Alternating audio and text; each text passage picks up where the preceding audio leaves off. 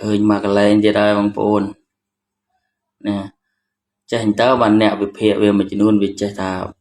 បារម្ភខ្លាច PHL03 យើងកាប់ពិតវាមានបន្ទាយយន្តហោះវានៅចិត្តយើងកន្លែងទូកយន្តហោះចម្បាំងវាមួយទៀតដែលនៅគៀកនឹងប្រទេសយើងដែរគឺ130គីឡូពីព្រំបន្ទាល់ប្រទេសយើងទៅណាល្មម PHL03 អាចបាញ់ដល់មានមិនឆ្ងាយទេខ្ញុំវើសទៅមក130គីឡូហើយជួយshare វីដេអូនេះជាសាធារណៈមិនបងគាត់ពេលខ្លះគាត់អាចថាឃើញហើយដាក់គោលដៅឲ្យចំប្រទាយយន្តហោះ A16 វាខ្ញុំវាស់មើលពីប្រទាយមូមកដល់ព្រំប្រទល់យើងតែ130គីឡូឯងចាំលេខ ordinate ទីតាំងខ្ញុំដាក់ក្នុង comment ខាងក្រោមបងប្អូនអាចចូលទៅ